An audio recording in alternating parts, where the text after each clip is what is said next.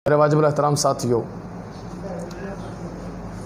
इस्लाम क़ुरबानियों से फैला। इस्लामी महीनों की इब्तिदा मुहर्रम से होती है और इस्लामी महीनों की इख्तिताम और इंतहा ज़िलहज से होती है। पहला महीना भी क़ुरबानियों से भरा पड़ा, जिसमें सबसे बड़ी क़ुरबानी हज़रत उस्मान रज़ी अल्लाह ताला अन्हु की है। और आखिरी महीना मुहर्रम, पहला महीना मुहर्रम, ये भी क़ुरबानियों से भरा पड़ा है। हज़रत उस्मान रज़ी अल्लाह अन्हु 18 ज़िलहज को शहीद होते हैं, जिनको मज़लूम मदीना भी कहा जाता है। ये वो अज़ीम सहाबी हैं कि जिनके बारे में नबी करीम सल्लल्लाहु अलैहि वसल्लम ने फरमाया कि ए उस्मान, मेरी 40 बेटियां भी होती और दूसरी रिवायत 100 बेटियां भी होती तो मैं यके बाद दीगरे तेरे निकाह में देता चला जाता, इसलिए कि तुझसे बेहतर दामाद कोई नहीं और मुझसे बेहतर ससुर कोई नहीं।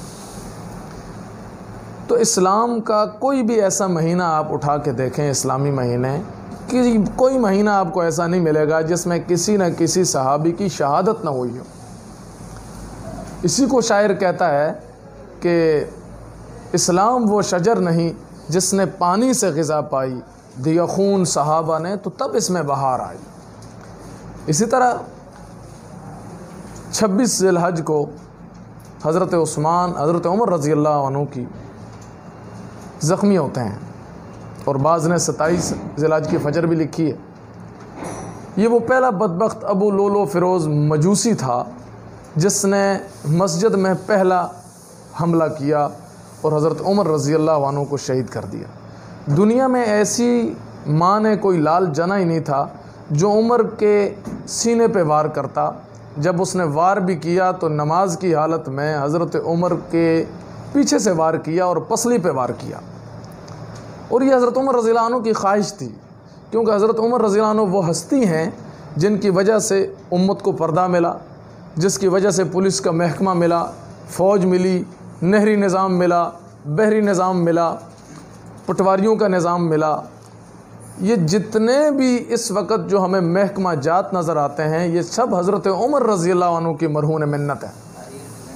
और हज़रत तारीख़ी कैलेंडर बहुत कुछ वक्त बहुत ज़्यादा दरकार है, 20 किताबें लिखी जा चुकी हैं। हज़रत उमर रज़ी अल्लाह ताला अन्हु ने अल्लाह से दुआ मांगी, अल्लाहुम्मा अर्ज़ुक़नी शहादतन फ़ी सबीलिक व मौती बलदन फ़ी हबीबिक। ए अल्लाह, मुझे शहादत की मौत चाहिए और मौत भी तेरे नबी के शहर में चाहिए। तो अल्लाह ने फरमाया, ए उमर, तूने इस उम्मत के लिए इतने अच्छे अच्छे काम किए हैं, तूने खिदमत खल्क़ के रिकॉर्ड कायम कर दिए हैं। ए उमर, अब मैं तुझे सिर्फ़ नबी के शहर में ही नहीं, नबी के मुसल्ले पर नमाज की हालत में, वज़ू की हालत में तुझे किबला रू शहादत की मौत दूंगा। तो हज़रत उमर रज़ी अल्लाह अन्हु जैसे नीचे गिरते हैं तो अब्दुर्रहमान बिन औफ का हाथ पकड़ के कहते हैं, आगे आओ और नमाज मुकम्मल करो।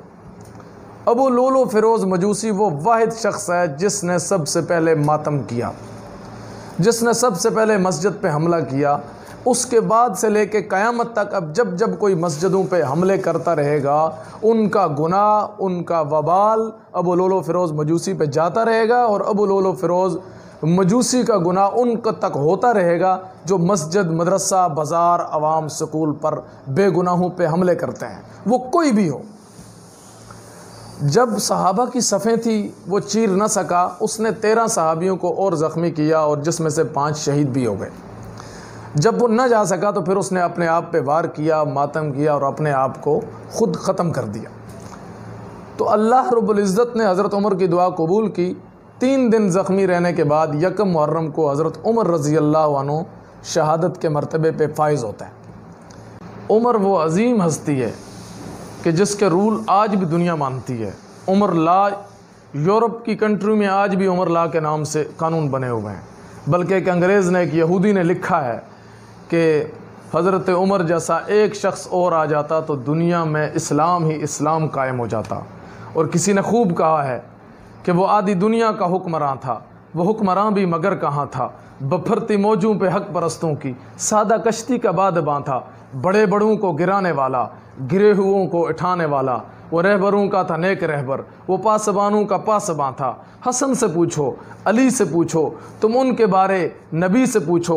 अंधेरी शब में चिराग बनकर वो सारी दुनिया में ज़ोफ़शां था। इतना दबदबा रखने वाला उमर, हाल ये है सादगी का कि कैसर और किसरा के सफ़ीर आते हैं, सहाबा से पूछते हैं मदीने में, तुम्हारा गवर्नर, तुम्हारा वज़ीर-ए-आज़म हाउस, तुम्हारा सदर हाउस कहाँ है? उन्होंने कहा जाओ, जो बैतुल माल के ऊँटों और घोड़ों को तेल लगा रहा होगा, मालिश कर रहा होगा, चारा दे रहा होगा, और थक हार के जो पत्थर को तकिया बना के सोया हुआ होगा, वो उमर होगा।